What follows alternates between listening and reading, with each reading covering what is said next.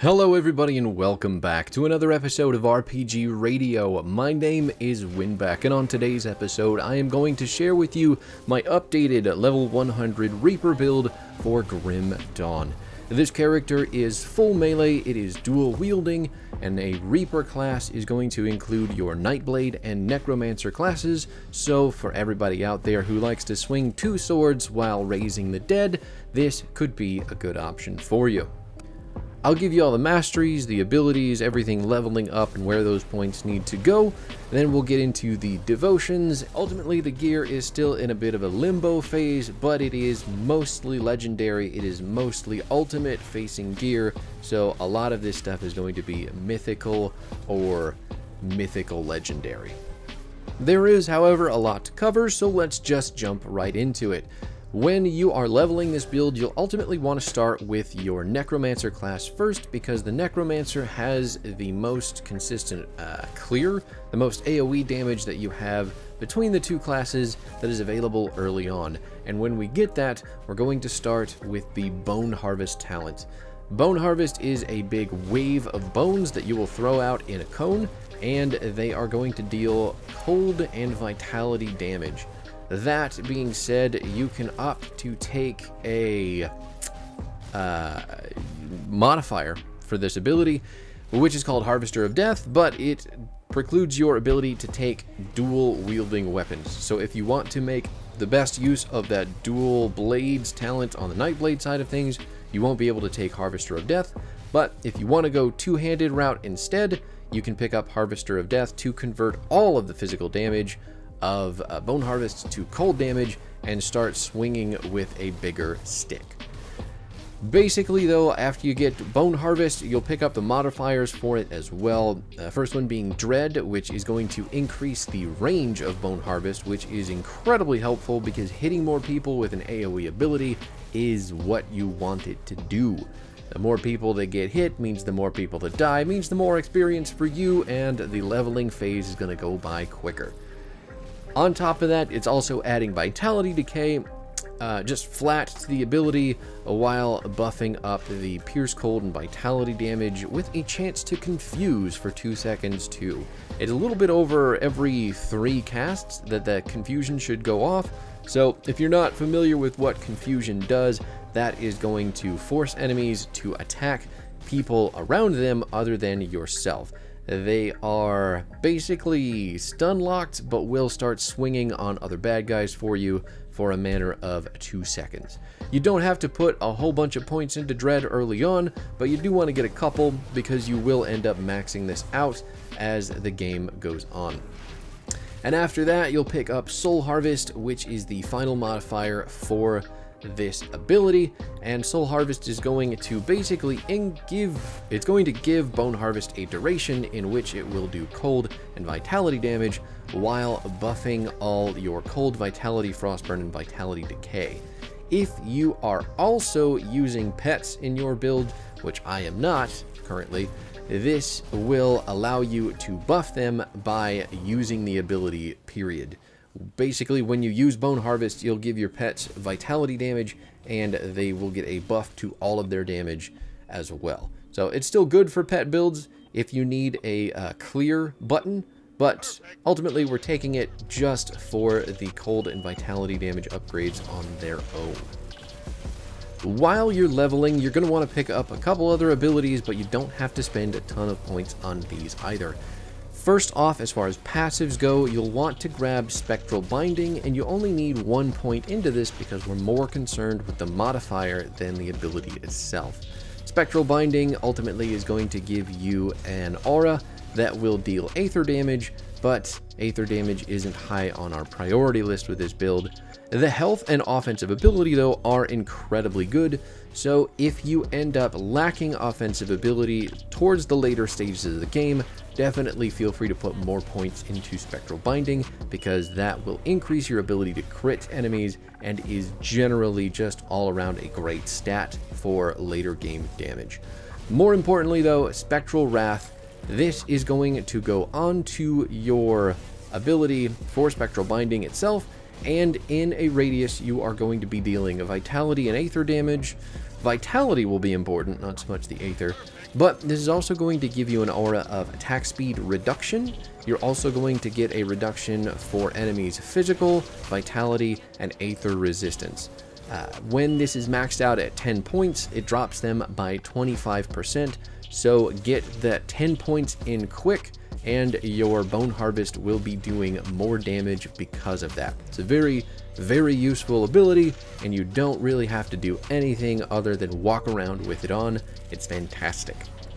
Once you've got a decent chunk of points, I would say up to at least 7 into your Bone Harvest and its modifiers, as well as 7, might as well go for the whole 10 into Spectral Wrath, you can start branching out into the Nightblade tree, or you can stick with the Necromancer tree and go for the Ill Omen.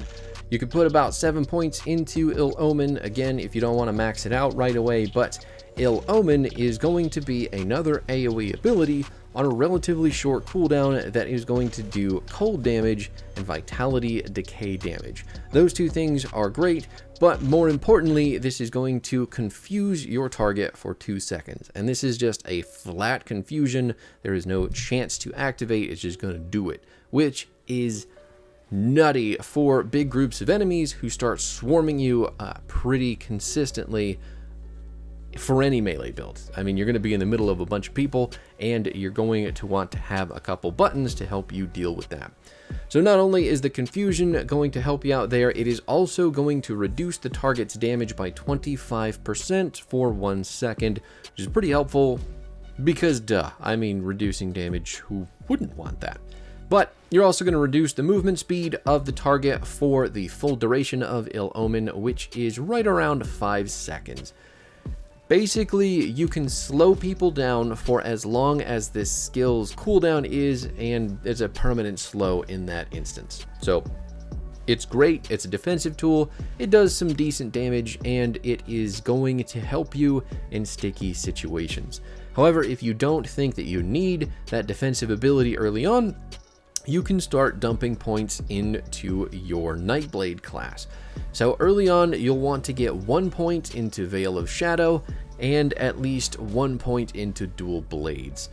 You don't have to max Dual Blades out right away. Ultimately, this is just increasing piercing damage and giving you the ability to wield 2 melee weapons, which is great. Obviously, you need that to be a dual wielding melee class like we are, but it's also increasing physical resistance, which really isn't super important to anybody until you get into Ultimate, but since that's where you're going to end up, start putting those points in when you see an opportunity to.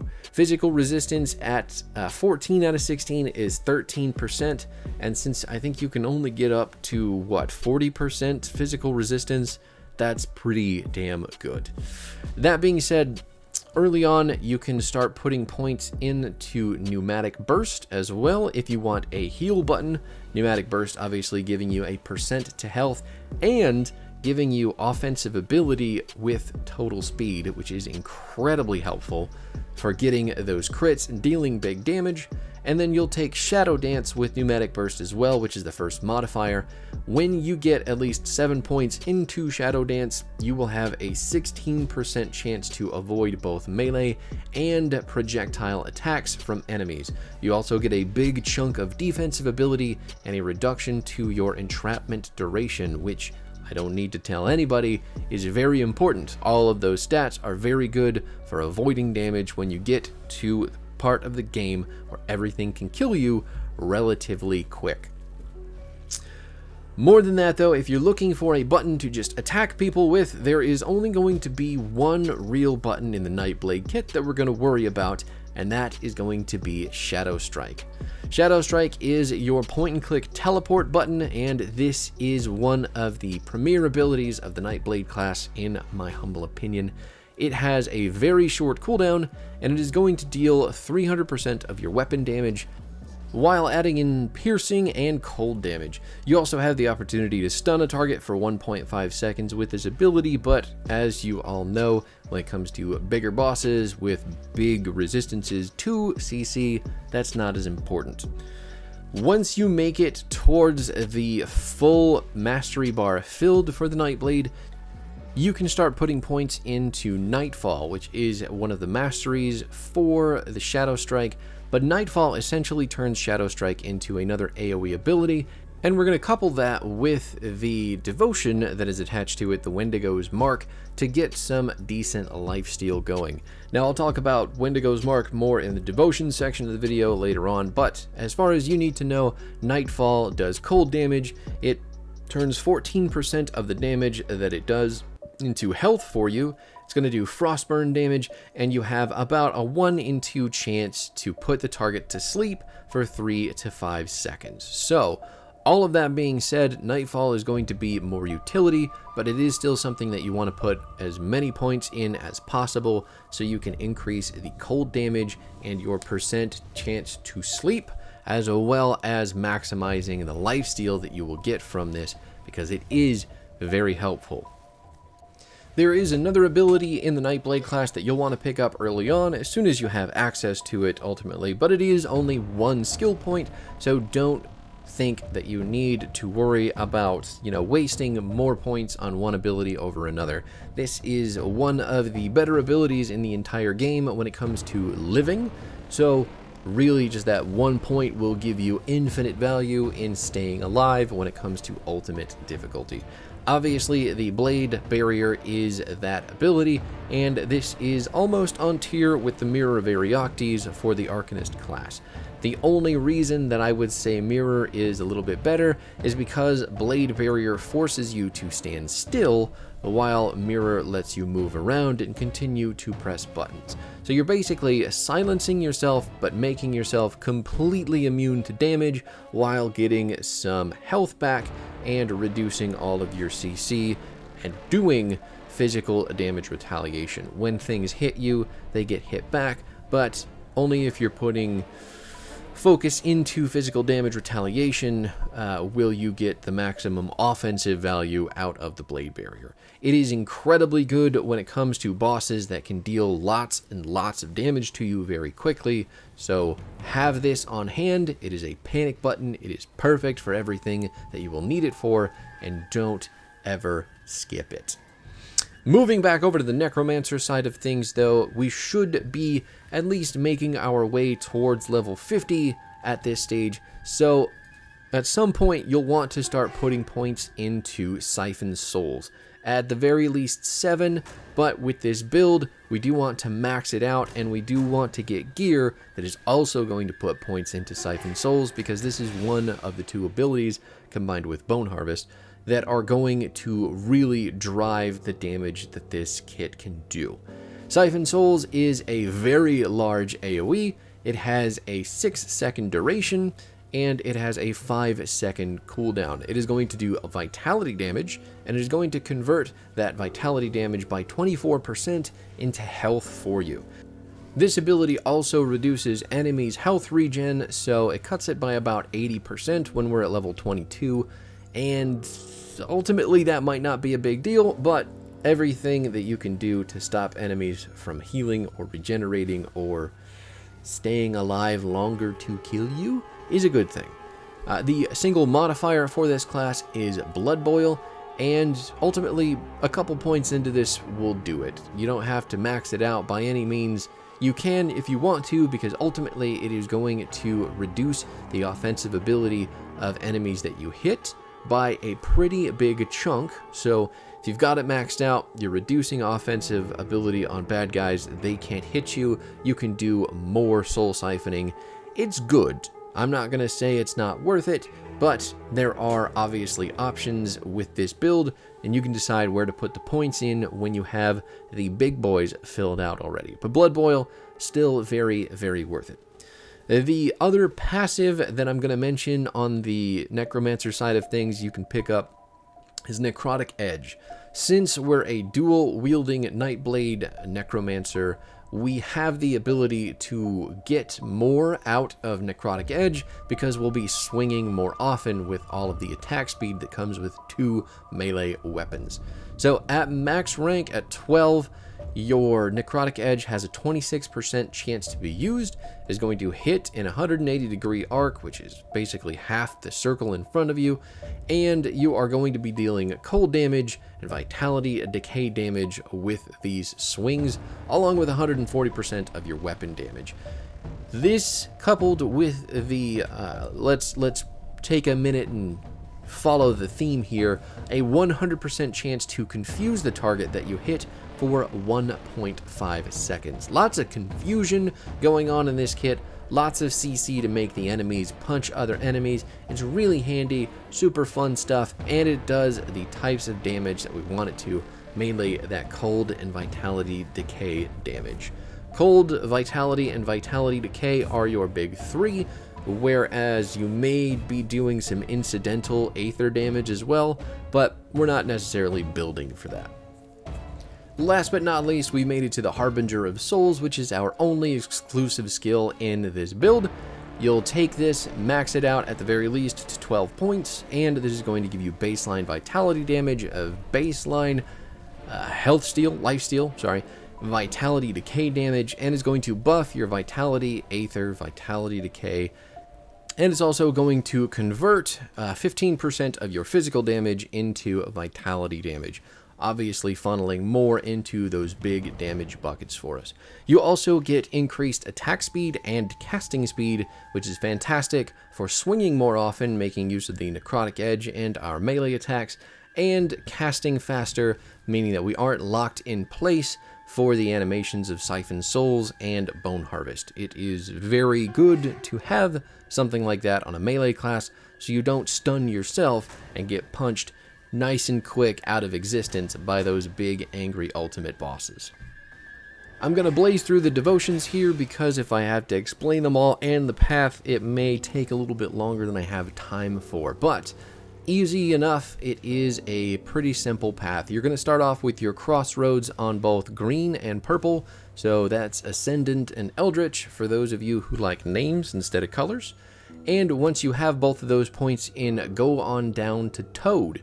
We're going to pick Toad up for the vitality resistance and the attack damage converted to health. It is only 3%, but it does start to stack up with the rest of our kit building into that as well. So it's a good stat to have. It is a Reaper. It is a lifesteal focused build. Make sure to pick that stuff up. More importantly, Toad gives you 3 in Ascendant and 3 for your Eldritch as well, so you can start unlocking bigger and better constellations. You'll also want to move on to Hawk for some offensive ability and crit damage, as well as Quill, which will be giving you some Aether resistance along with health energy and percent energy, which are super helpful because we do get a little bit spammy when it comes to these abilities. You're also going to be able to pick up Bat early on, and this devotion specifically you'll want to attach to Ill Omen because Ill Omen is AoE, and it will give you the opportunity to fire off the Twin Fangs, which is the Bat's activatable ability on a 20% chance. Basically, Twin Fangs is going to fire off projectiles at enemies that are hit, and you are going to get 40% of that attack damage back in health. They also pierce through enemies, so they can do quite a bit for you if they're hitting big chunks of enemies. You can get a lot of lifesteal from this.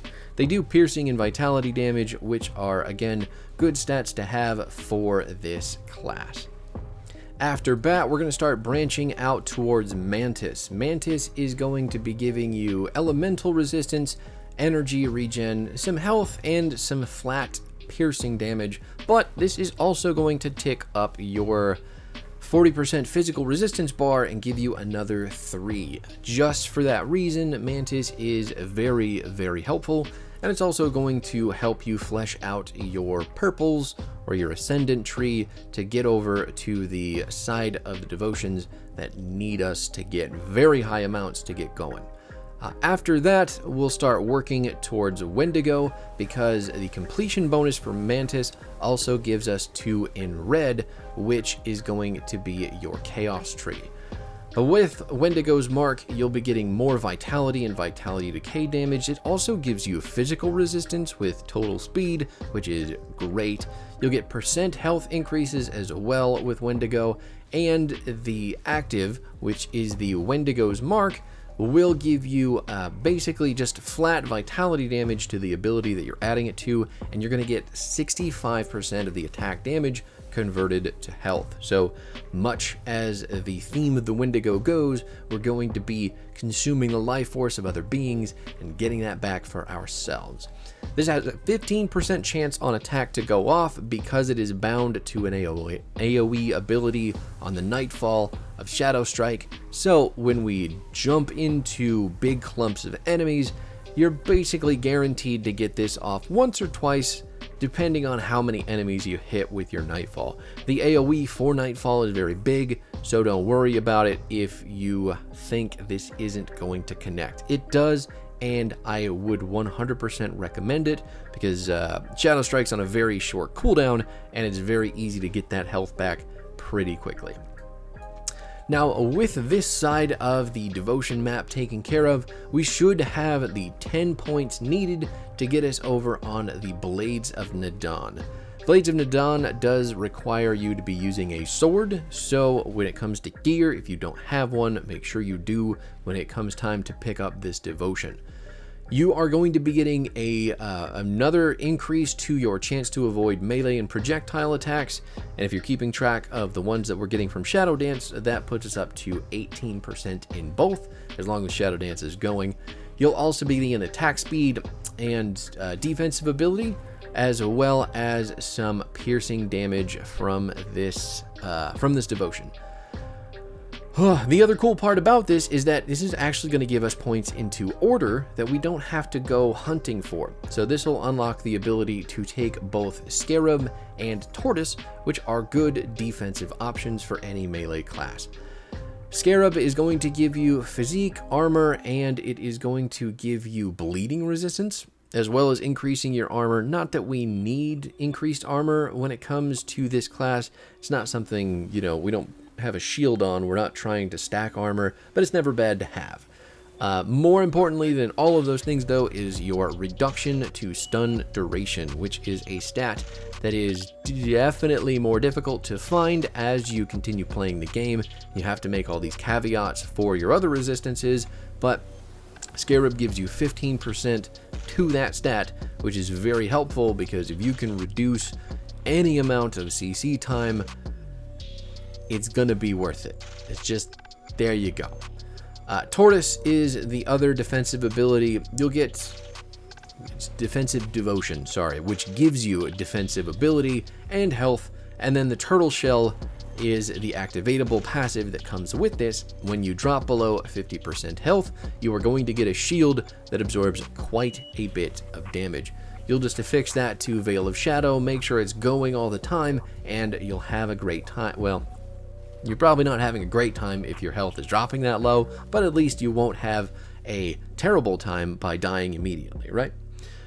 Now, your big two, your outer constellations for the devotion charts are going to be Ratosh, the Veil Warden, and Leviathan. I have been hearing that Leviathan has been nerfed a little bit, so that's kind of unfortunate, but I still love it. I still think Whirlpool is fantastic, and that is what is going to take up a bunch of our points there. We're also going to equip Siphon Souls to it to make sure that we get so many Whirlpools all the time, all the cold damage. Targets are going to be slowed. It's fantastic. It's also just buffing cold damage outright, which it just meshes with our build. We will also be taking Will of Ratosh with a 15% chance on attack while equipped to Bone Harvest to reduce vitality resistance by another 25% and do a vitality and aether damage as well. This is going to have an 8-second duration when it goes off, which is pretty often, and I don't need to tell anybody how helpful it is. On top of that, Ritosh is going to give you flat vitality damage, piercing and bleeding resistance, vitality decay damage in the flat amount as well, so you're upping your base vitality damage. You're getting offensive ability and looks like health on top of all of that too. So generally very melee-centric stats, very helpful stats, and all the damage types that we need.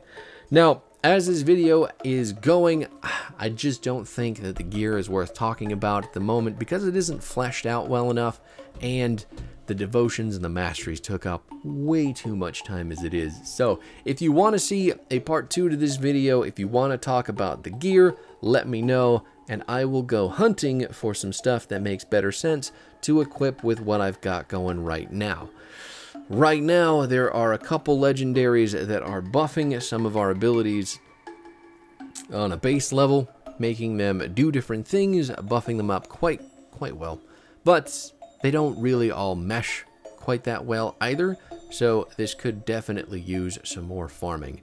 But that's a time and a place in the future, and we'll get there eventually as long as you guys want to come along for the ride. But that's it for me, everybody. Peace out. I'll see you later.